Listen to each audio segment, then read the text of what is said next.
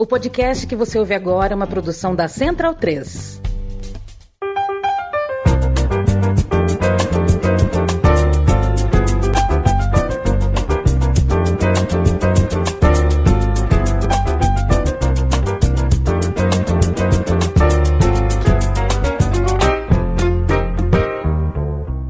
O amigo e a amiga é bem-vindo e bem-vinda ao podcast Meio Campo, produto da Central 3, comigo Leandro Amin, Matias Pinto, Felipe Lobo, Bruno Bonsante, hoje sem Leandro Stein trabalhando nas Paralimpíadas. Beijo e abraço pra você, Leandraço, meu xará. E com a tua companhia, você que tá aqui ao vivo, achou a gente no YouTube ou tem a gente no seu agregador preferido de podcasts e nos ouve em algum momento da semana. A gente que está muito curioso para ver como ficará o índice de audiência do podcast Meio Campo sem o uso da plataforma X para a gente fazer a divulgação. Acaba sendo importante. Eu confesso que teve lá o seu valor assistir jogo de futebol. Eu acho que eu assisti inteiro, eu assisti 3 jogos da rodada, mas assisti 4 contando o jogo da manhã de domingo, Grêmio Atlético Mineiro,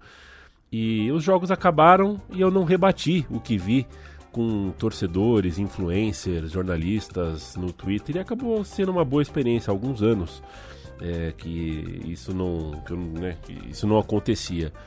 Acaba sendo gostoso porque de alguma forma a gente forma o nosso conceito do que a gente viu e não mistura, e é legal a gente pensar às vezes de forma autônoma, mas tá fazendo falta. Eu fiz isso que você fez também, viu, Bruno Bonsante? Já abri o meu celular e cliquei no Twitter, e aí só quando a tela não abriu que eu falei, tudo bem contigo? Tudo bem, tô nessa fase aí, como muitos de nós, né, de abstinência de Twitter, desde a última sexta-feira, buscando alternativas e tentando ver se dá para ficar sem, né? Mas acho que a gente centrou tanto no nosso consumo de notícia e de mídia, né, no Twitter nesses últimos anos, que eu fiquei me sentindo um pouco perdido no fim de semana, né? Sobre, tipo, o que tá acontecendo, o que estão falando sobre isso, o que estão falando sobre aquilo. Pro bem e pro mal, né? O Twitter acabava sendo essa praça pública. Muito mais pro mal ultimamente, né? Desde que o doido lá comprou, mas ainda assim tem sua importância, né? Então, vamos ver como que a gente se adapta a isso. Quer um exemplo, Bonsa? O Abel Ferreira falou que vai embora no fim de 2025 e o Zubeldia falou que todo mundo no Brasil é mal educado, ninguém respeita ninguém. Eu não sei o que o Zubeldia queria. O Zubeldia quer que o Rafinha seja tratado diferente. Foi o que eu entendi. Ele acha que biografia faz diferença na hora do juiz conversar ou não com as pessoas. Isso no Twitter seria um assunto tão chato, e eu acabei só pensando, com meus botões, né? No fim das contas, nada é tão bombástico assim quanto a gente faz parecer nas discussões. Em Limeira está... Mas aí, por outro lado também, depois do jogo do Liverpool-Manchester United, eu entrei no Liverpool Echo, né? Porque eu não tinha visto a repercussão no Twitter. Aí eu vi lá o Salah falando, esse é o último ano no clube. Aí eu falei, meu Deus, ele falou isso. Porque a gente teria visto no Twitter ali, tipo, logo depois do jogo, né? Não, tem outro, né? Sem o Twitter, eu fui saber ontem à noite que um jogador inglês foi contratado pelo São Paulo Futebol Clube. Também não sei se confirmou ou se não confirmou, porque hoje em dia só confirma quando tem o tweet do Romano e do clube fazendo as artes lá, tudo. Que joga pela seleção norte-irlandesa. É verdade, da Irlanda do Norte. Felipe Lobo, direto de Marília. Eu vi Inter de Limeira jogar, eu vi o Maringá jogar. Quem subisse para a Série C estava bem representado. Subiu o Maringá. Acho que é o time que mais e melhor alimentou um sonho e fez um projeto. Está em boas mãos. Mas Limeira, hoje, onde você mora, chora a não classificação da Inter para a terceira divisão do futebol brasileiro. Boa tarde. É verdade. Mas você vê, eu acho que o que é mais triste pra Inter nesse momento não é nem a desclassificação, porque isso faz parte, é triste, mas é não saber se vai ter outra chance, né? Porque o problema da nossa pirâmide é um pouco esse, né? Em times como a Inter de Limeira, chegam na Série D e não sabem se vão conseguir chegar de novo, né? No próximo ano. Porque é sempre via o campeonato e tudo mais, e isso não é garantido, né? Os estaduais não são exatamente fáceis para esses times. Então acho que o pior é isso, porque agora nós estamos aí em setembro e você já não sabe qual é o calendário do time, se é que vai ter algum calendário, não só para os próximos meses, mas para o próximo ano, né? Então acho que esse é o pior do futebol brasileiro, assim, é a falta de perspectiva dos times que estão ali na Série D, porque qualquer eliminação pode significar ficar muito tempo sem jogar bola, né? E acho que esse é um mal muito grande pro futebol local, né? Pro futebol dos times pequenos. Precisa ter mais jogos para esses times, né? É o mal que a gente sempre fala, né? Do futebol que a gente vive no Brasil, que é excesso de jogos para times grandes, e a gente tá ouvindo aí, a gente brinca aqui até com a coisa do calendário, os técnicos reclamando do calendário, porque tem jogo demais mesmo. E jogo de menos para times desse porte, né? Que aí agora os jogadores da Inter, aqueles que não conseguirem se arranjar muito, vão fazer o que da vida, né? Daqui até dezembro. Eu acho que esse é o maior problema do nosso modelo de futebol profissional, que na verdade é quase semi-profissional, ou em alguns casos quase amador mesmo, né? Acho que a tristeza maior é essa, porque esportivamente eu acho que é isso. O Maringá tem todas as condições de ficar na Série C, de subir e ficar na Série C, né? A Inter, numa situação normal, poderia falar, ano que vem a gente melhora, tenta de novo, mas não dá pra saber, né? Esse que é o pior. Boa tarde, Matias Pinto, como está você? Você é um cara que viaja para o Rio de Janeiro e quando volta não tá com a pele cor-de-rosa, nem bronzeada. Eu não sei se é muito guarda-sol ou muito boteco, mas de fato você não volta ardendo. Tudo bem contigo? Tranquilo. Não fui pra praia por motivo de ressaca, não do mar. Mas, perfeito. Então, prefiro mesmo mais a noite do Rio de Janeiro do que os dias. A gente vai falar hoje com você, amigo e amiga do Meio Campo, sobre o fim do mercado, né? O mercado de transferências que se fechou na última sexta-feira, uma outra coisinha nova aconteceu e a rodada no fim de semana, bonito, viu? Vou te falar que acordei sábado, eu tomei um vinhozinho na sexta-noite com meus amigos, tomei um cálice, e depois outro, e depois mais um, e acordei naquela ressaquinha, né, Bruno Monsanto? Você sabe como é, que você também gosta muito de vinho, a gente acha que vai dormir legal e acorda zonzo.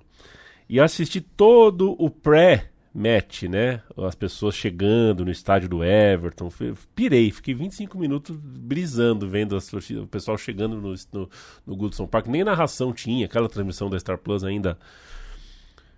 Mal sabia eu o que teria a acontecer na partida, partidaça, 2-0 para o Everton, nos últimos minutos tomou a virada. Não consegui assistir outro jogo, mas o jogo que mais me interessa na Europa é sempre o do Napoli, que também teve lá seu grande momento. O Napoli virou no final, o Lukaku dando seu cartão de visita, coisa linda demais. E a gente vai falar sobre partidas, os campeonatos europeus começando, já está começando para a gente dar um ou outro veredito aqui sobre quem tá legal e quem não tá. Fabito Moino, um abraço para você, ele tá feliz com o futebol nas Paralimpíadas e acha uma sacanagem o que fizeram com a modalidade ao diminuir em 10 minutos do tempo de jogo.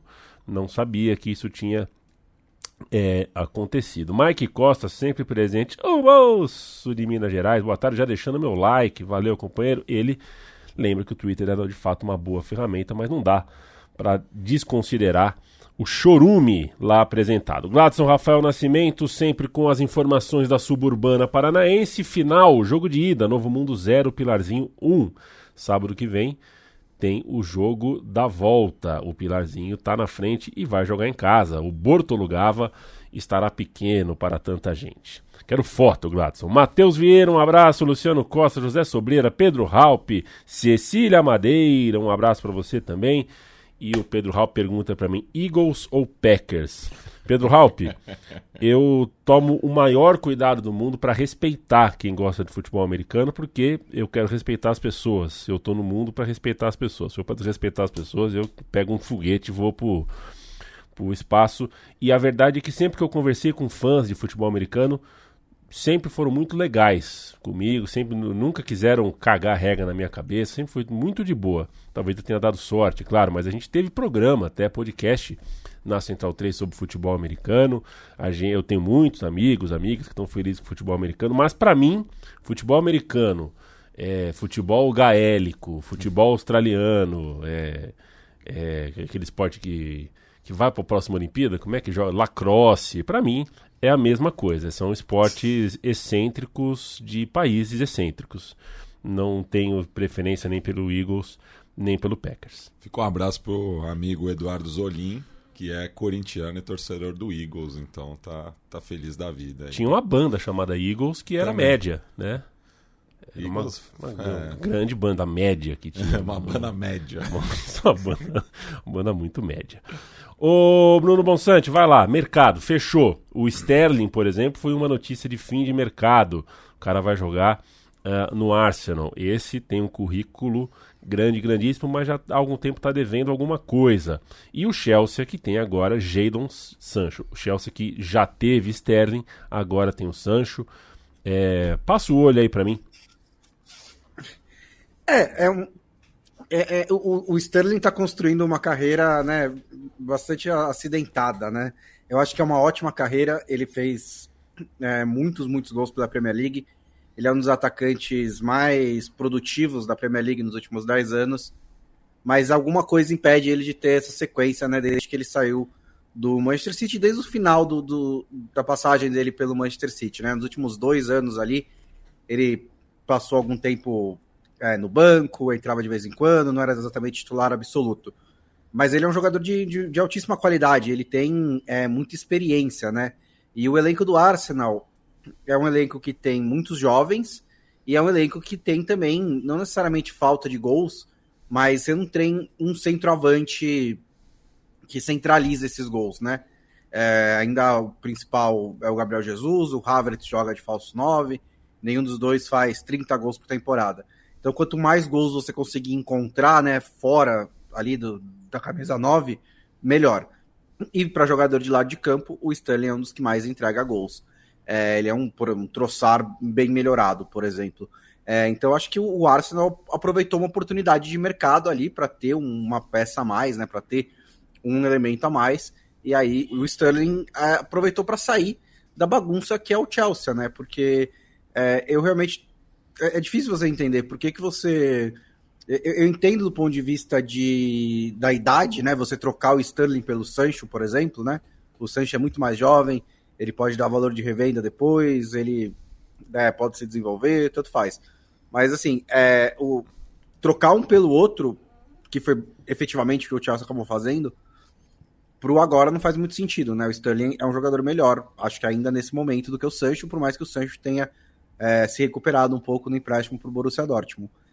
O Chelsea, o fato do Chelsea ter sido um dos times que mais gastou de novo na janela de transferências é absolutamente maluco, né? É um mercado em que ele precisava dar continuidade pro trabalho de desenvolvimento dos seus jogadores, o que ficou mais difícil quando o Pochettino pulou fora, né? Foi meio que uma decisão mútua, mas o Pochettino estava de saco cheio também de treinar o Chelsea não estava super satisfeito, aí teve que trocar de treinador, e aí o elenco sofre, não foi mais uma revolução, né? Mas sofreu mais algumas mudanças ali, né? E o Chelsea fica com dificuldade aí, não conseguiu dispensar, negociar, transferir todos os jogadores que precisava, ainda vai entrar na temporada com um elenco muito grande e vai virar a nova casa do Sancho, que é um jogador de muita qualidade. Ele era um dos meus jogadores favoritos na época do Borussia Dortmund. Ele claramente não funcionou no Manchester United, claramente poucas pessoas andam funcionando no Manchester United, então eu dou esse benefício da dúvida para ele, inclusive por causa da passagem por empréstimo para o Borussia Dortmund. Então eu acho que, apesar das circunstâncias estranhas, é um reforço válido. Acho que vale você tentar recuperar o Sancho, acho que ali tem bola para ser um grande jogador. não sei se o Chelsea também vai ser o melhor ambiente para ele fazer isso. Mas desse rescaldo de mercado, falando do seu time preferido da Europa, o que chama muita atenção é o Osimhen, né? Que não conseguiu... que coisa, né? Ele tem que ir pro Galatasaray, né? Que inclusive é a segunda vez que pega um jogador da Itália, que tá meio assim, né? Foi a mesma coisa com o Zaniolo, né? Quando ele brigou com a Roma, não conseguiu ir para lugar nenhum e aí acabou indo pro Galatasaray. E como a Turquia fecha a janela, né? Uma semana, 2 semanas depois do resto da Europa, acaba sendo o mercado mais forte que sobra quando todas as outras opções acabam. Então, talvez o Osimhen acabe indo pro Galatasaray. É ridículo, porque ele é um dos melhores centroavantes do mundo, ele é um dos centroavantes mais cobiçados do mundo, né? Não tem encontrado um lugar para jogar.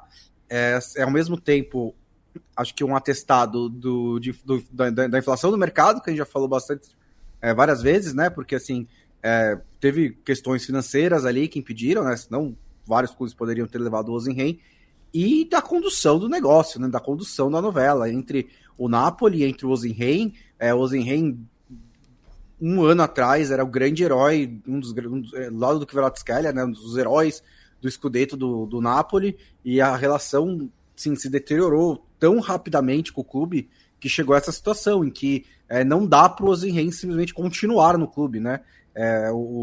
A questão financeira, claro, o Napoli já contratou o substituto do Osimhen, mas as relações estão muito precárias para o Osimhen continuar, então ele vai ter que dar uma passadinha no Galatasaray antes de voltar para os principais centros do futebol europeu. Não, essa coisa do Osimhen, eu acho que tem muito a ver, primeiro, com a forma como ele fez e com o presidente do Napoli. Ele deveria conhecer melhor o presidente que ele tem. Certo ou errado, eu acho que o De Laurentiis é um pouco exagerado nas coisas, mas é a forma que ele faz e ele está acostumado a fazer isso e já fez isso várias vezes. Eu vou dar... São exemplos... são situações parecidas, mas comportamentos diferentes levaram a resultados diferentes. O Osimhen, desde o fim da temporada, já dizia que queria sair e iria buscar outro clube, queria sair e tudo mais. Pro Napoli, nenhum problema, desde que pagassem o que o Napoli queria. E o Napoli não costuma fazer barganha. A forma como ele fez isso foi muito diferente do Kvaratskhelia. O Kvaratskhelia deixou a entender e falou algumas vezes que ele pretendia jogar a Champions League, queria ir para um time que jogasse a Champions League e tudo mais. Normal, mas ele não se comportou assim. Se não aparecer, eu não jogo mais no Napoli. O Osimhen deixou claro que ele queria sair e não voltaria mais a jogar a camisa do Napoli. Ele fez isso para forçar a saída. O Napoli estava disposto a negociar. Por exemplo, o Chelsea chegou ao valor que o Napoli queria, mas o próprio Chelsea não tinha folha salarial suficiente para oferecer para o Osimhen. Ofereceu a ele metade do salário que ele ganha no Napoli, com outra metade em bônus, porque aí não entra na folha salarial. Como a gente falou, a questão do controle financeiro tá tendo algum efeito, embora o Chelsea tente driblar de todos os jeitos. E aí, claro, ele não quis, mas assim, ele não quis o Chelsea nessa situação. Tudo bem, só que aí a opção era ou a Arábia Saudita, que a essa altura, já no último dia do mercado, ele já meio que tinha perdido, porque o Ivan Toney foi contratado pro lugar dele, o clube que ele estava negociando ao Al-Ahly já tinha fechado com o Ivan Toney, e ele ficou sem opção. E a opção dele, e o De Laurentiis, nesse caso, ele é muito rígido. Então, ele certamente falou pro Conte, e o Conte não tem problema com esse tipo de coisa também, falou, você não vai usar o Osimhen até o fim da temporada e acabou. E não vai usar. Agora só sobrou o Galatasaray, porque o mercado da Turquia, como o Bonsa falou, sempre fecha depois, eles aproveitam esses rescaldos de mercado. E agora está se falando na Itália que ele vai colocar uma cláusula que pode sair para... Tem uma lista de 10 clubes que, se chegarem em janeiro, podem levar. Enfim, mas aí o Napoli falou, beleza, mas a cláusula vai ser 75 milhões de euros. O que a gente está vendo no mercado, que ninguém está pagando esse valor, esse tipo de valor. É muito raro. Então, assim, o Osimhen se meteu num mato sem cachorro, como diriam os antigos. Porque, assim, você pode querer sair, o Kvaratskhelia também queria sair. Só que ele viu que ninguém vai pagar 100 milhões de euros. E entre ficar brigado e não jogar e jogar, é melhor jogar. E você tenta se valorizar em campo e conseguir uma transferência para outro lugar. E fora que jogar no Napoli não é uma coisa ruim. E agora o Osimhen vai ficar numa posição ruim, porque ele vai pro Galatasaray. Não é que é ruim pro Galatasaray, é que é ruim na situação dele, que tá num momento que ele como o Bonsa falou, era pra dar um salto maior ainda, né? E ele não vai dar. E eu acho que isso na semana passada perguntaram se ir pra Arábia Saudita prejudicaria os times africanos e tal. Eu acho que ir pra Arábia Saudita não necessariamente prejudicaria os selecionáveis africanos, mas no caso do Osimhen, ficar parado 6 meses prejudica muito. Então ele vai ter que pensar o que fazer. Não sei se o Galatasaray vai ser a saída para ele, parece que tá quase certo, mas é melhor do que ficar parado, né? E assim, nesses casos, enfim, claro, tem a vontade do jogador, tudo, mas tem um contrato também, né? Essas forçação de barra, assim, é uma coisa que não me desce, porque ele teve esse contrato renovado, né? Por mérito esportivo, enfim, por estar em um bom momento, mas se o clube também não acha, né, que é uma boa oportunidade de negócio para ele tem que se resguardar do investimento que ele fez lá atrás, quando o Osimhen ainda não era uma realidade, né, não era um jogador decisivo e que está galgando, né, seu espaço aí na primeira prateleira do futebol europeu. Então, nessa relação, assim, eu acho que pegou muito pior para o jogador do que para o clube, né? Que fez de tudo, né? Para negociá-lo.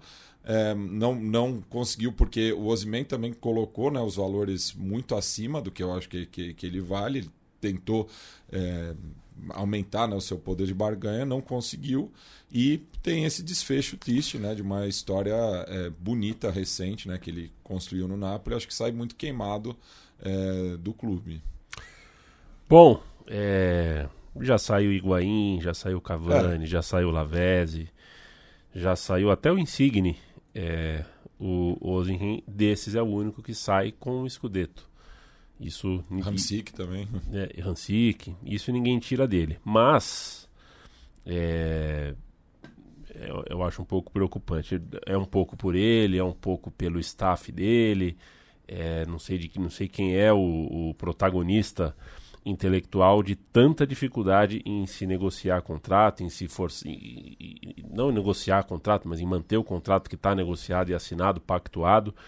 E, nossa, né, acho que foi uma saída bem deselegante e pouco inteligente do ponto de vista pragmático. Aí vai ser pior, acho que o resultado é pior para o Osimhen do que para o Napoli. O gol do Lukaku no fim de semana pode ser uma dica, pode estar me levando a achar isso.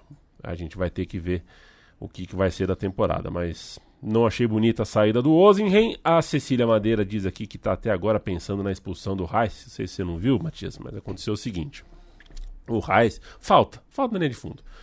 O jogador foi cobrar rápido e o Reis deu aquele totalzinho na bola, tirou a bola e tomou ele a falta, né? O jogador adversário deu um tiro de meta na perna dele.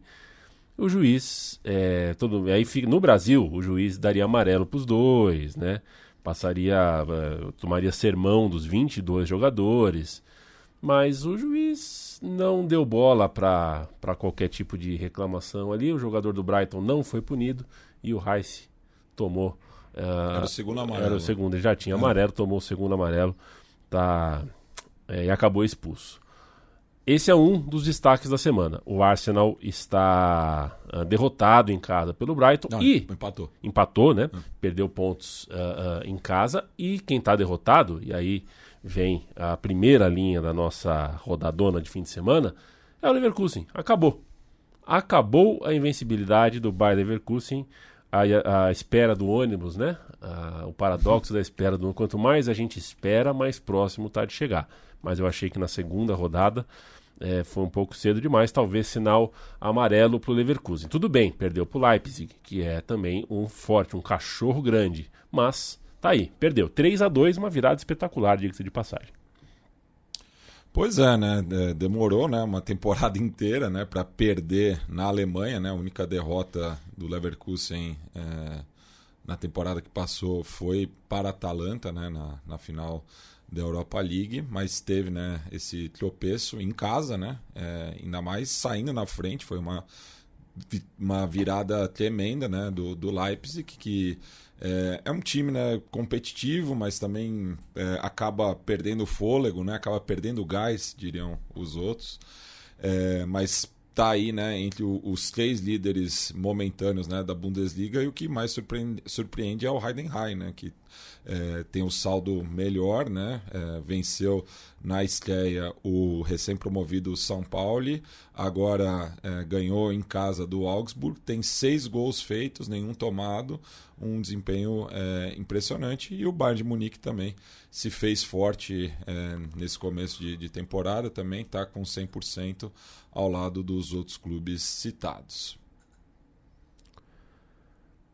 O campeonato alemão então tem essa grande notícia: o Leverkusen perdeu a sua invencibilidade, e quem não perdeu, o Bruno Bonsante, até o momento é o Arne Slot com o Liverpool na ilha, né? Vamos sair da Alemanha, vamos para aquela ilha no norte europeu ali, na Inglaterra. O Liverpool segue 100%, o Salah sem cabelo começou bem a temporada. Ganhar 2 seguidas, 3 seguidas, pode não ser nada do outro mundo para Liverpool, para Manchester City e para outros. Então, além da vitória em si, eu te pergunto sobre a atuação. Que tal? Foi uma ótima atuação, né? Uma coisa que vários jogadores disseram depois do jogo, e é incomum, né, os jogadores do time que admitirem isso, mas todos eles falaram, a gente podia ter ganhado por 5 ou 6, né? E aí isso não é nenhuma questão de criou tantas chances, todo mundo converte todas as chances, mas teve umas 2 ou 3 chances que o jogador do Liverpool estava de cara para frente do gol e só não chutou porque, sei lá, tentou dar um drible a mais. O Jota e o Szoboszlai tiveram uma cada. Então, foi realmente um jogo um pouco avassalador do Liverpool, principalmente numa característica muito forte do Klopp, né, que era da era Klopp, né, que era roubar a bola no campo de ataque, pressionar a saída de bola do Manchester United. Isso funcionou muito bem ao longo da partida inteira, não só roubando a bola do Casemiro, mas também de outros jogadores do Manchester United. Várias vezes em que você tinha 4, 5 jogadores do Liverpool correndo com muito campo na direção da linha de defesa do Manchester United, completamente sem proteção, né? E aí, hoje em dia, tipo, não tem como você defender um negócio desse, é muito difícil para a defesa quando você fica desguardada dessa maneira, né?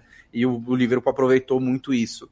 O que dá para ver nesses primeiros jogos de mudanças no Liverpool em relação à era Klopp, a defesa tá mais sólida, né? É um time que tá sofrendo menos. O Manchester United poderia ter feito um gol no jogo de ontem, teve chances para isso também. O Alisson fez algumas boas defesas, mas é um time que não só sofreu gol até agora e parece um pouquinho mais... faz um jogo de pressão e intensidade, mas um pouco mais controlado do que o Klopp gostava de fazer. Isso é uma característica também diferente que vem do Arne Slot. O Gravenberch, como primeiro volante, é a grande revelação do Liverpool na temporada até agora, né? Um cara que surgiu com muito, muito potencial, não teve espaço no Bayern de Munique e foi contratado pelo Liverpool meio que como foi no mercado que o Liverpool tentou o Caicedo, tentou o Lavia, não conseguiu nenhum desses volantes, e aí trouxe o Gravenberch meio que como um projeto. Ele teve momentos na última temporada, principalmente na Liga Europa, né, onde o Liverpool rodou bastante o time, ele teve espaço para jogar, e agora é o titular como camisa 5, né, o titular do Arne Slot, que viu ele jogando de perto na Holanda durante muitos anos. Ele pode fazer essa função, ele pode fazer outras, né, ele também pode ser um camisa 8, mas ele tá jogando de camisa 5, e como um camisa 5 bastante construtor, né, aquele cara que tem passada larga, que carrega a bola, que corta as linhas, e tá sendo muito legal de ver o time jogar dessa maneira. O Arne Slot também fixou o Jota como centroavante titular, né, à frente do Darwin Núñez, que em muitos momentos da temporada passada era o titular, mas agora parece que é o Jota mesmo, e parece que o Núñez é a última opção, né, porque tá entrando o Gakpo antes de entrar o Núñez. E tudo isso também favorece o Arne Slot, que ele conseguiu repetir a escalação nos 3 primeiros jogos, né? E esse era um problema grave com o Klopp, né? Assim, era a rotatividade, os jogadores lesionados, machucados e tudo mais, acabavam atrapalhando um pouco isso, ele tinha que fazer muitas mudanças. O Arne Slot conseguiu, nessas 3 primeiras semanas, repetir o time. Então, assim, ainda é difícil você imaginar o que vai ser, se vai brigar pelo título com o Manchester City. A gente está num começo muito precoce ainda do trabalho do Arne Slot, e tem problemas, né? Assim, a questão do Salah não foi por acaso. Ele mandou uma mensagem muito clara de que a diretoria do Liverpool ainda não o procurou para fazer a renovação, né? Ele disse basicamente, bom, ninguém falou comigo, então acho que esse é meu último ano aqui. E isso não é um clima legal para você levar para a temporada. O Van Dijk e o Arnold estão nessa mesma situação. Então são basicamente os 3 jogadores mais importantes do elenco do Liverpool estão entrando no último ano de contrato e não parece haver sinal de renovação por enquanto, e há sinais de insatisfação. Então não está tudo ótimo também em Anfield.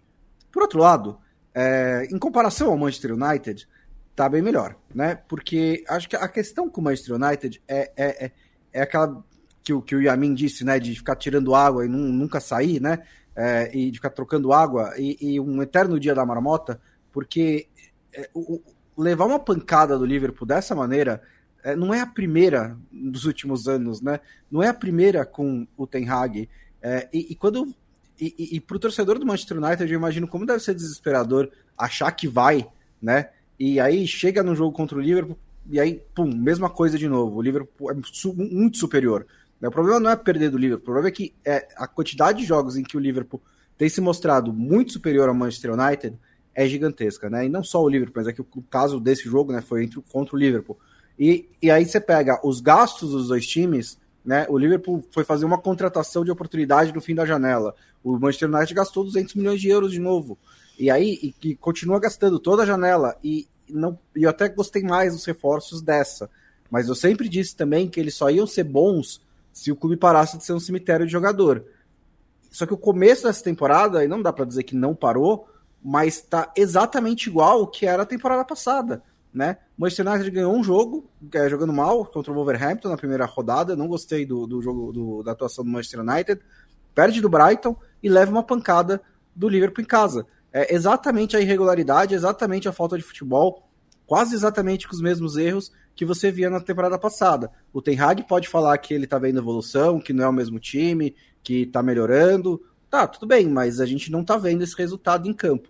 E mudou a administração, vieram os novos jogadores, só que nada parece mudar para o Manchester United. E isso, assim, 3 jogos na temporada, pode ser que embale depois da data FIFA, pode ser que em certo momento melhore, beleza. Mas por enquanto, ainda é o mesmo Manchester United. Acho que a questão, a gente falava muito na temporada passada sobre a saída do Ten Hag, porque ela era dada meio como certa, especialmente depois da nova gestão tomar conta e tudo mais.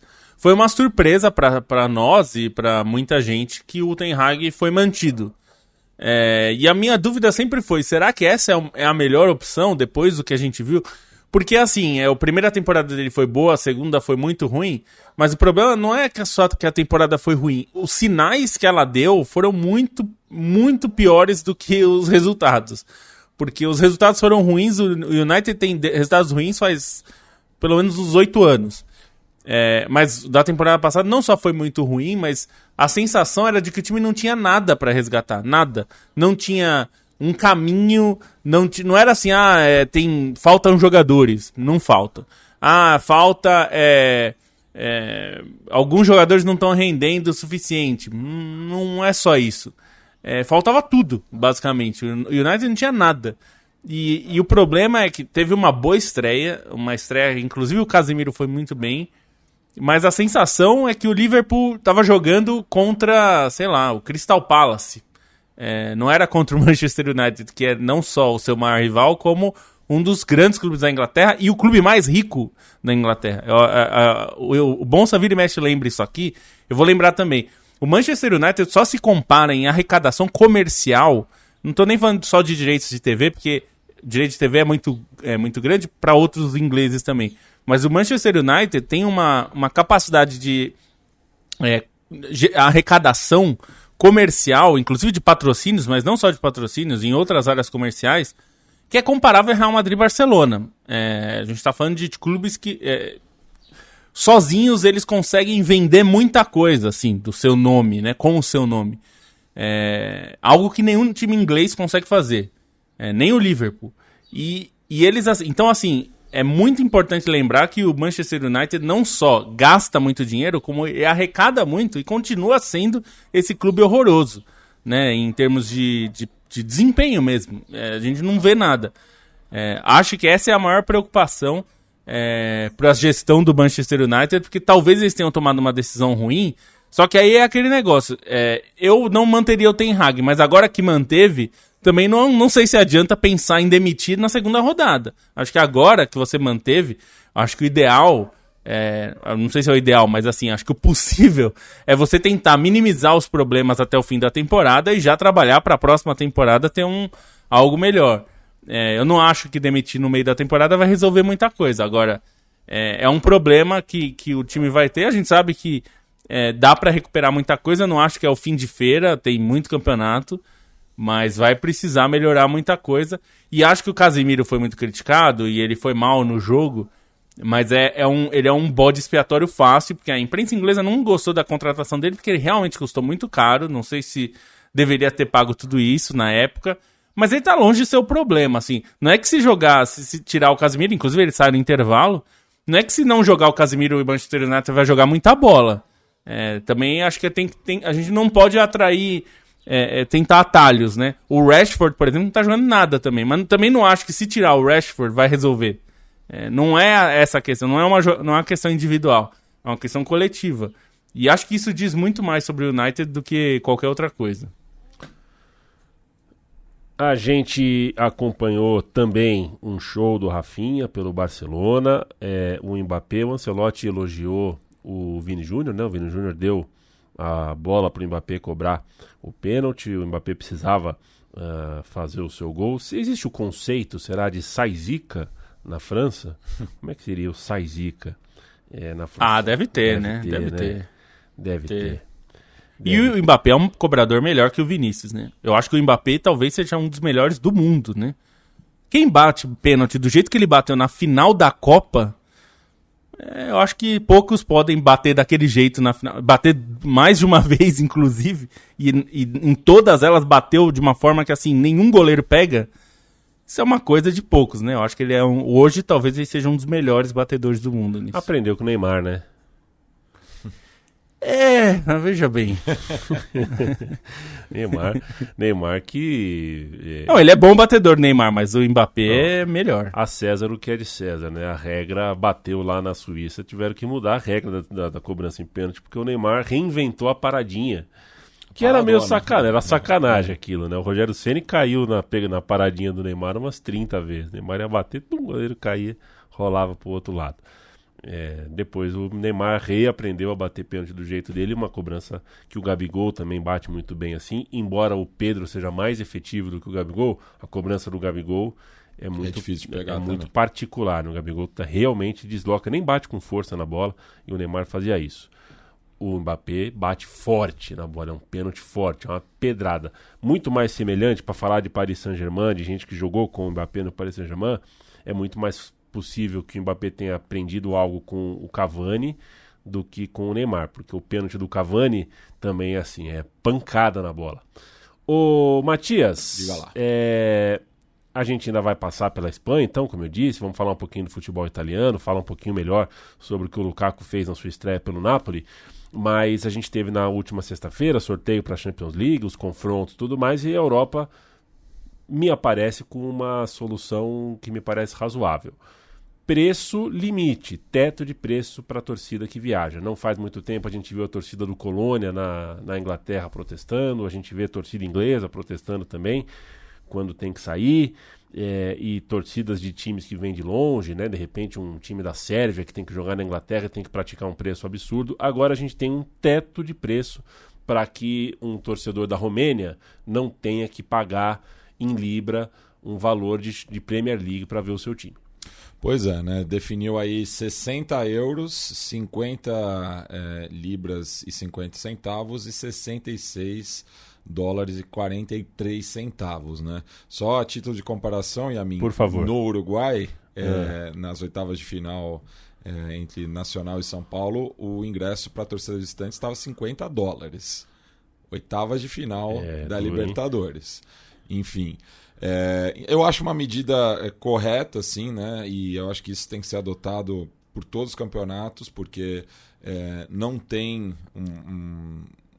é um absurdo, assim, né? Que o torcedor visitante seja sangrado, né? E, por exemplo, aqui no Brasil já teve um esquema, por exemplo, né? De uma junção, né, de diversos programas de sócio-torcedor e que não previa um tipo de desconto para o torcedor visitante que era associado, que tinha o CPF cadastrado lá nesse movimento, enfim, que dava desconto para vários tipos de serviços, menos o que mais interessava, né, que é o ingresso para o jogo de futebol, no caso de visitante, só tinha essa possibilidade como mandante. Eu acho uma medida bacana, ainda mais nas competições europeias, que por conta, né, do transporte facilitado e das distâncias menores, os torcedores conseguem viajar bastante e que tem essas discrepâncias regionais também, né, entre alguns centros da Europa, principalmente o norte e o ocidente, que são mais ricos, né, do que o sul e o oriente do continente europeu. 50 euros é quase 400 reais, tá? 60 euros. 60 euros é 380 reais. Com a taxa, hein, Bruno Bonsante? Isso é bom no Brasil, né? Com a taxa de conveniência, que é uma taxa... Que é ilegal. Uma taxa para você clicar no Enter, aí vira 370, vira 410. É uma taxa que... quando você tinha venda de ingressos em bilheteria física, né? Fazia algum sentido, né? Porque você tinha conveniência de não ir a fazer fila na FENAC lá para comprar ingresso ou ir na bilheteria. Agora é tudo virtual, né? Pois é. E fora que alguns ainda cobram taxa de conveniência e você tem que retirar o ingresso. Sim. É uma palhaçada assim, sem tamanho. É que esses caras podem fazer essas palhaçadas e não dá nada, né? Mas é uma palhaçada. Não vai dar nada no mundo dos homens, Felipe Lobo. O cara lá de cima sabe. As pessoas que cobram taxa de conveniência de trabalhador que já paga uma fortuna para assistir e tem que comprar pro filho, às vezes pra filha, para assistir a Taylor Sunset, aí Taylor não sei o quê, e o ingresso é 700 e não tem meia. É um inferno na vida. Não, e a loucura que foi aí esse final de semana, né, que abriu a venda pro Oasis, né? E gente do mundo inteiro. Vai cantar no Brasil, o Oasis? Ainda não está previsto, assim. Tá. Né? Oficialmente não. Saiu uma imagem aí que dizia que ia ter 2 shows no Maracanã no final de novembro, mas ainda não bateu o martelo. O perfil oficial do Oasis não publicou lá. Pô, eles podiam colar no Rock in Rio, né? Tá todo mundo colando no Rock in Rio, até o Will Smith. Até o Will Smith vai cantar no Rock in Rio, não vai cantar o Oasis. Uma nota pro Oasis. 7. Tá, só pra eu entender. Tim Maia? Não, Tim Maia, 10. Perfeito, só pelo teu parâmetro, né? Só pelo teu parâmetro. Tim Maia ou Oasis, Bruno Bonsante? Pra mim, Oasis. Tá bom. Desculpa. Não, tá, se tem a pergunta, a resposta é legítima. Certo? Mas eu gosto muito do Tim Maia também, que o Oasis é uma das minhas bandas que eu mais gosto. O Oasis é muito bom. Pensar que fez toda essa carreira, tanta música boa, garoando lá fora, né? Eles não pegaram um dia de sol, eles fizeram toda essa discografia. Isso aí tem que aplaudir. Talvez por isso também, né? É que nem quando começa a sair muito livro, muita música da Irlanda, né? Aí você vê um filme sobre o interior da Irlanda e você fala, bom, o que mais que eles vão fazer, né? Tipo, isso ou cuidar da vaca, né? Tipo... Eu nem vou falar de garoa pra não maltratar o Felipe Lobo, que tá sofrendo com o calor de Limeira. Ao contrário. Calor e seca. Calor e seca. Felipe Lobo, o mundo vai acabar, né? Não demora. Não demora. O mundo não, na verdade nós vamos acabar, né? Os humanos. O mundo vive bem sem a gente. E vamos levar algumas espécies junto com a nossa derrocada, embora há quem acredite literalmente que uma pessoa chamada Noé pegou um animal de cada espécie, pôs dentro de uma arca e vazou do dilúvio e ficou todo mundo vivo. Isso não vai acontecer. Felipe Lobo, vamos falar um pouquinho mais sobre Calcio, sobre o futebol da Itália. Lukaku ajudou a virar no fim. O Napoli continua claudicante, mas pelo menos arejou um pouquinho o ambiente. O mercado foi um pouquinho bom. O Conte está conseguindo dormir com um pouquinho mais de calma. E Milan e Lazio, que ficaram no empate por 2-2, o grande jogo da rodada. Foi um dos jogos mais esperados aí e acho que ficou razoável. A Lazio mostrou algumas qualidades. A Lazio não tem mais essa temporada o Ciro Immobile, né, que foi negociado, foi seu artilheiro durante muito tempo e artilheiro na Série A há muito tempo, mas o Tati Castellanos está lá e acho que está cumprindo bem o seu papel ali. Ele é um jogador um pouco diferente do Immobile, não é tão 9, né? Não é tão jogador de área, mas é um jogador que faz muitos gols, fez muitos gols na MLS, né? É um jogador com essas trajetórias curiosas, porque é um argentino que não brilhou na Argentina. Aliás, ele nem foi jogador na Argentina, ele foi se tornar jogador nos Estados Unidos, e aí deu certo. E o Milan ainda não me convence muito, para ser bem sincero. Eu acho que o time tem potencial para jogar muito mais bola do que tem jogado, mas acho que é uma transição, é um técnico novo. Também acho que é normal que o time não tenha voado nesse início, né? É diferente, por exemplo, da Inter, que já vem de um trabalho de longo prazo, mudou praticamente nada do seu elenco. É normal. E até por isso dá para justificar mais ou menos da mesma forma o desempenho da Juventus, né? Juventus e Roma fizeram outro grande jogo, né? Milan e Lazio no sábado e Juventus e Roma no domingo. Os dois foram empates, né? Milan e Lazio foi 2-2, um jogo mais movimentado, pelo menos no placar. Juventus e Roma foi 0-0 em Turim. Foi até um jogo movimentado, não foi um jogo ruim, mas é normal também que a Juventus do Thiago Motta não saísse atropelando todo mundo. Tinha ganhado 2 jogos, agora empata com a Roma, o que é um resultado totalmente normal. A Roma não tinha começado bem, mas desde a temporada passada, desde a chegada do De Rossi, tinha mostrado bons sinais, né? Acho que a gente falou, para comparar, né? O Manchester United, a gente falou que não mostra sinais. O De Rossi com a Roma, nessa primeira rodada não tinha mostrado muita coisa, mas desde a final da temporada passada o time mostra bons sinais. Então, quando tem um resultado ruim em meio a vários desempenhos bons, você percebe que tem um caminho. Pode ser que aquele resultado tenha sido ruim, mas há caminho. E o jogo contra a Juventus mostrou que o time continua competitivo. Não está jogando o seu melhor, ainda está tentando achar o rendimento, mas é um time competitivo e eu espero, pelo que mostrou, que brigue para ficar entre os 4 primeiros colocados, que é o objetivo mesmo, né? Então acho que nesse sentido, todos esses times estão mais ou menos onde se esperava. Nenhum deles está brilhando muito, mesmo a Inter começou empatando, né? Então, tanto que a gente tem Inter, Juventus e Torino. O Torino conseguiu 2 vitórias também nesse começo de temporada. Empatou com o Milan, né, e ganhou da Atalanta e do Venezia. Também é de se esperar que o Torino não brigue pelo título até o fim da temporada. Acho que são bons sinais na Roma e na Juventus, que não conseguiram sair ganhando ali o jogo, mas fizeram um bom jogo. E acho que tem sinais ali no Milan. Acho que ainda não chegou lá, mas tem alguma coisa ali. Acho que tem elementos para melhorar o time. E agora contratou também o Tony Abraham, tem o Morata, que é um jogador muito útil, né? Que acho que pode ser interessante. Eu acho que inclusive vai acabar forçando em algum momento uma mudança de esquema, ou talvez o Morata fazendo funções diferentes para tentar colocar o Abraham no time. Mas acho que o campeonato italiano tem prometido ali. E o Napoli deixou para os acréscimos, né? Para tentar fazer... Porque era um jogo que estava 1-0, o Napoli estava perdendo. o Napoli foi buscar a virada, primeiro o empate já nos acréscimos, e parecia que o empate já seria um ponto salvo, né? Não porque o time tenha jogado particularmente mal, mas porque não estava conseguindo um empate. E aí empata nos acréscimos e vira logo depois. E aí sai com essa vitória. A gente sabe do potencial do Napoli, o time tem bons jogadores, é um time interessante. Agora é um time meio escocês, né?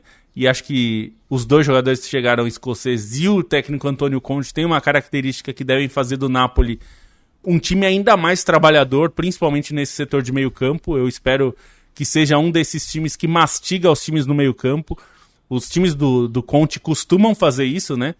Desde a Juventus, o Chelsea, a Inter, todos esses times do Conte tinham meio campos que mastigavam o adversário no sentido de atrapalhar muito o adversário a criar e serem muito fortes para criar com a bola, né? Correr com a bola, serem fortes, chegarem ao ataque. E com essas características, tendo o Lukaku no ataque e tendo jogadores leves pelos lados para tentar abrir as defesas, né? O David Neres, que tomou uma voadora no jogo, e o Kvaratskhelia, que eventualmente vai voltar. Acho que tem um time bem interessante. Acho que o Napoli tem condições de entrar nessa briga, inclusive pelo título, mas principalmente voltar para a Champions, né? Que um time como o Napoli ficar fora da Champions perde muito. Não só da Champions, né? Ficou fora de todas as competições europeias, né? Pois é.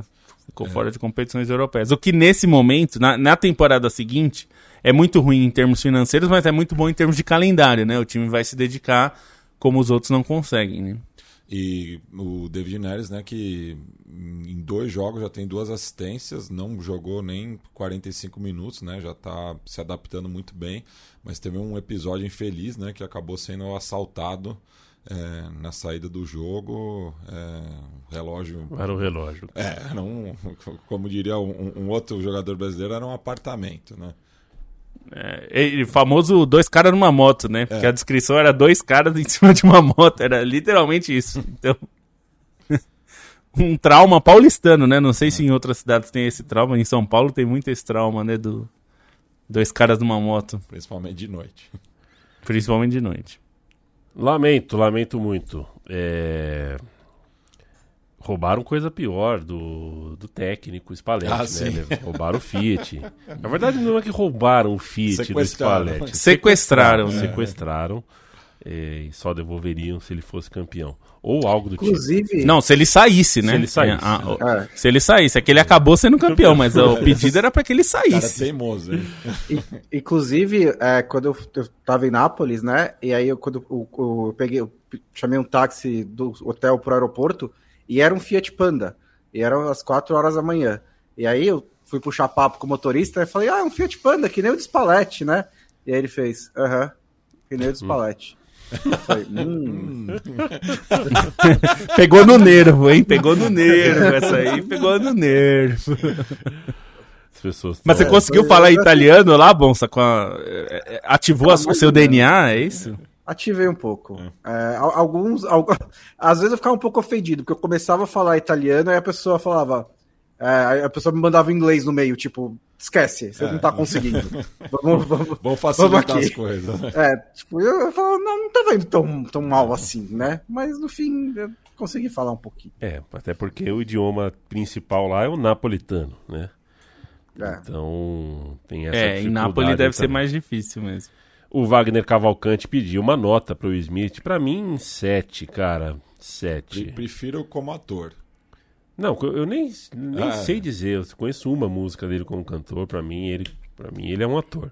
Um Homem Entre Gigantes, famoso do Concussion, 7 Vidas, Homem Eu Sou a Lenda. Eu Sou a Lenda. Gosto muito de Eu Sou a Lenda. Bad Boys. Em busca à procura da felicidade. King Richards. A procura King Richards, maravilhoso. O Ali.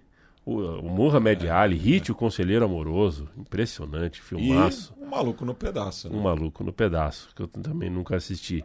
6 graus, eu nunca assisti. Nunca assisti. Vai ser cancelado aqui. Você pode pula no meu peito. Inimigo do Estado, As Loucuras de Jamie Inimigo West. do Estado é bom. Esse é bom. Né? Olha aí, tá vendo? Finalmente. Só filmão, o homem é bom, né? O homem é bom, sabe fazer. Ele sabe fazer. Musicalmente, quer ver? Eu vou abrir aqui. Musicalmente, ele tem... Não vou achar aqui. A música do Bad Boys não é dele? Não, é um cover. É um cover do Inner Circle. É um cover? É. Que eu sei a que ele música canta, do Man in que eu não sei Black se é dele. Ele que foi indicado 4 vezes ao Oscar, ele só ganhou uma, como King Richard.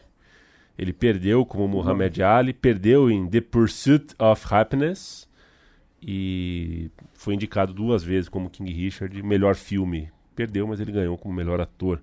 Acho que é isso, tá mal feito isso aqui. É que ele provavelmente era produtor do filme também. Aí quando o filme é indicado, os produtores são indicados também, né? Mas como ator, ele só recebeu uma indicação e foi uma cerimônia super tranquila, nada aconteceu. Nada. Nada de estranho rolou na cerimônia. Ele foi lá, nada fora do script. Ele é bom de improviso. Então uma bombaça na orelha do cara. Como diria Silvio Luiz, no escutador de bolero. Esse podcast é contra a troca de socos no meio do Oscar. Mas a gente deu a nossa risadinha. Aliás, eu queria ontem que o Datena tivesse dado uma treta, troca de soco entre Datena e Pablo Marçal. Da minha parte. Pode deixar. Pode deixar rolar. Não vou incentivar, mas... Não vou, exato. Não me peça pra separar. Ai, gente. Somos da paz, gente. Vai ter data FIFA, a gente tá indo embora agora. Data FIFA vai acontecer na sexta-feira, a gente vai estar aqui. Você querendo ou não. Querendo ou não, ela vai acontecer. O futebol europeu sempre atrasildo, sempre esperando, sempre indo depois. Vai ter Liga das Nações.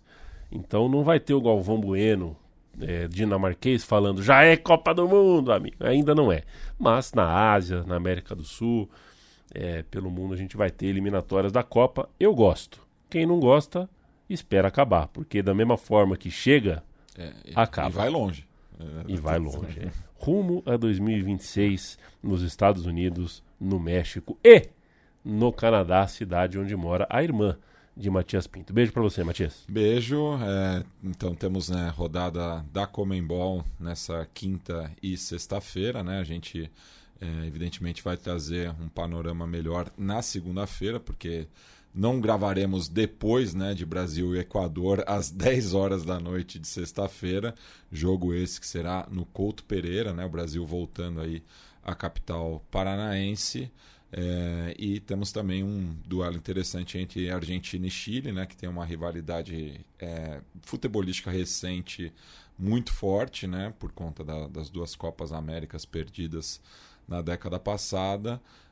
E só para lembrar, né, porque as eliminatórias acontecem há quase um ano, né? O Brasil está na 6ª colocação, né, o vulgo, o último classificado, mas apenas 2 pontos à frente do Paraguai, a quem enfrenta na rodada seguinte, na terça-feira, dia 10, às 9h30 da noite, em Assunção. Beijo, Bruno Bonsa. Um beijo. Eu só quero menos data FIFA, eu não quero que elas acabem. Mas elas são muitas. Por exemplo, a Liga das Nações começou com 6 datas. Agora a gente está indo para 8, porque eles também introduziram uma fase de quartas de final agora, né? Eles primeiro ampliaram, na Liga A, primeiro ampliaram a fase de grupos para 4 clubes, aí agora introduziram uma fase de quartas de final. Então vão ser 6 jogos, quartas de final e de volta, aí tem semifinal e final ainda. Eles só ampliam as coisas, né? E o ano... a Terra ainda está girando na mesma velocidade em torno do Sol, então o ano não vai ter mais dias em nenhum momento em breve, então tá ficando complicado mesmo para os jogadores, principalmente, né, que acabam sendo os que mais sofrem, mas tem aí começo da Liga das Nações e começo das eliminatórias da Copa, né, na Ásia, começo da terceira fase, né, que já vai começar a definir as vagas para a Copa do Mundo, também ampliado, né, agora são 3 grupos, passa os 2 primeiros. Antes era também menor, então tudo está crescendo no futebol, no geral. O Igor Jaldi chegou atrasado, colocou no começo. Um abraço para você, companheiro. Pedro Halp, o que vocês acham do Jack Black cantando? Mediano. Também é um ator mediano, né? Mas é muito carismático. Eu prefiro um mediano carismático do que um bom sem carisma. E tá cheio de ator bom sem carisma por aí. Tá faltando um Tarcisão na televisão, hein, Matias? Eu não entendi bem o que o Mike pergunta aqui. Se fosse... eu acho que eu perdi alguma coisa de uma conversa aqui. Mas sobre São Paulo, pergunta sobre Lucas Moura, Rafinha. O Rafinha deve ser o Rafinha do Barça, né? Peguei outra conversa aqui. Mas só dizer, eu comecei esse podcast falando sobre o Zubeldia. Reportagem do Fantástico ontem merece atenção, tá? A FIFA tem um protocolo muito claro que não dá margem para ambiguidade sobre atendimento a jogadores que ficam desacordados. E, ao que tudo indica, a arbitragem demorou 4 minutos a mais do que deveria para chamar a ambulância. E isso é determinante. Estatisticamente, tem estudos que mostram que esses 4 minutos mudam a estatística de morte e não morte de maneira praticamente exponencial. Vai de 0 a 90%. E o juiz não usou o protocolo que deveria ter usado, que é o que está colocado como prática. É para ficar de olho. Tá? Não é culpa do material usado, não é culpa da estrutura, não é culpa da Comebol. Nesse caso, a culpa é ali da conversa. Árbitro, ambulância. Esse caminho é o que eu indico que vocês assistam essa reportagem, porque ela deixa claro que rolou uma demora ali. Beijo, Felipe Lobo. Até sexta-feira. Até sexta-feira, destaquinhos rápidos. Haaland monstruoso, 7 gols em 3 jogos na Premier League. E a gente falou do tropeço do Arsenal justamente porque jogar contra o Manchester City na Premier League significa que você tem que ganhar todos os pontos possíveis e provavelmente mais alguns. Claro, é uma brincadeira, mas nesse sentido o Liverpool consegue resultados melhores e o Haaland, olha, é claro que ele não vai manter essa média, né? Não dá pra fazer 7 gols em 3 jogos até o final. Mas eu não duvido. Assim, ele chegar numa temporada de 40 gols na Premier League, 50 gols no geral, é totalmente normal já pra ele se ele continuar desse jeito. Porque o Manchester City é um time muito bom, cria muito e ele é excepcional finalizador, né? Sobre Lucas Moura na seleção, o Rafinha tá suspenso. Alguém aqui perguntou, o Pedro Halpe, por que o Rafinha não? O Rafinha tá suspenso. Mas o Rafinha também tem um estigma grande do torcedor brasileiro. Como a gente falou, assim, o torcedor brasileiro tem todo o direito de não gostar de um jogador que vai mal na seleção. E o Rafinha tem ido mal desde a Copa. Mas é verdade que ele é jogador do Barcelona e hoje é um dos principais jogadores do Barcelona. Não só ele é do Barcelona, como tem jogado muito no Barcelona. Então, acho que eventualmente o Dorival vai ter que chamar. Se ele continuar desse jeito, não tem como não chamar. E a despeito da desgraça que em termos de repercussão negativa para ele, né? O Lucas Moura, eu acho que é uma convocação tranquila, né? Assim, não vai dar nenhum problema. Ele vai ser reserva, provavelmente. Provavelmente nem joga. E é um e é um jogador que pode ser útil. Não acho nenhum problema. Ele é um jogador de alto nível, pode ajudar ali. Não imagino que ele vai chegar na Copa do Mundo e nem com todo mundo disponível ele não deve ser convocado, mas não acho nenhum problema chamar o Lucas nesse sentido. E pra finalizar, Blue Sky é melhor que o Threads, viu? Então eu estou lá no Blue Sky, eu tava montando, lá tem um negócio que chama Starter Pack, que você pode colocar uma lista assim pra você seguir todo mundo daquela lista se você quiser. Dá pra fazer pra bloquear também, que também é muito útil pra algumas seitas aí que a gente não quer. Mas eu vou montar um só do meio campo e vou sugerir pro nosso social media da Central 3 pra montar da Central 3 também. Porque aí a pessoa pode ir lá e seguir todo mundo da Central 3 e seguir todo mundo do meio campo, enfim, dos podcasts. É um negócio legal. Eu uso muito, já usava no Twitter, que faz falta pra mim, principalmente de notícias, né? O Twitter é muito rápido pra notícias, mas o Blue Sky tá começando a chegar lá, principalmente nas áreas. Tá vendo como é que é? Sempre que o Lobo fala mal de alguma plataforma, de alguma Big Tech, ele trava. Isso não pode ser coincidência. Quem quer falar Felipe Lobo? Então vão pro Blue Sky, eu estarei lá e estou no Threads também, né? Porque, enfim, você tá no Instagram, você já tá no Threads automaticamente, mas eu prefiro o Blue Sky. Tô fazendo essa propaganda aí. Eu, por enquanto, vou continuar assistindo futebol e assistindo a vida sem rebater em lugar nenhum. Vou ver até que hora, vou curtir uns dias assim, mas confesso que quando ouvi de um amigo, colega nosso de profissão, que no Threads as pessoas têm pessoa física, tem CPF, né? E que, portanto, por causa disso, o xingamento e as loucuras e os perfis 1000 grau e o cacete e tal são menos. Eu falei, opa, então pelo menos o perfil ali eu vou fazer. O algoritmo me jogou logo de cara um jornalista da ESPN que tem ódio de árabe. Eu fiquei um pouco ofendido, mas aí é só bloquear e tocar a vida. Lá vai ser, espero, um lugar muito mais de boa do que é o Twitter. Convenhamos, o Twitter é o nosso lugar de conversa, de comunicação, mas que tava difícil, tava. Não, tava horrível. Mas o Blue Sky eu chamei de Twitter do Velho Testamento. Pra quem tá no Twitter há muito tempo, eu tô desde 2007, é um Twitter antes das guerras, antes de transformarem no antro de nazista e arrombado. Então, por enquanto tá assim. Talvez não dure muito, mas... Mas o Velho Testamento não era, tipo, super pior e tal do que o Novo? Tipo... Depende, assim, na Bíblia sim, né, eu tô chamando de Twitter do Velho Testamento. Então a referência não era a Bíblia. Não, na Bíblia tem gente que usa o Velho Testamento da Bíblia pra defender umas coisas absurdas aí, né? Eu sempre falo que quem defende isso não pode misturar tecidos também, né? Então... Principalmente o livro de Levítico, que é o mais caga-regra da Bíblia. Senhoras e senhores, sexta-feira a gente está de volta. Este podcast sai pela Central 3, tem o apoio da KTO e com a sua ajuda na divulgação a gente chega sempre um pouquinho mais longe. E a sua companhia é muito cara pra gente. Tchau, tchau, até sexta.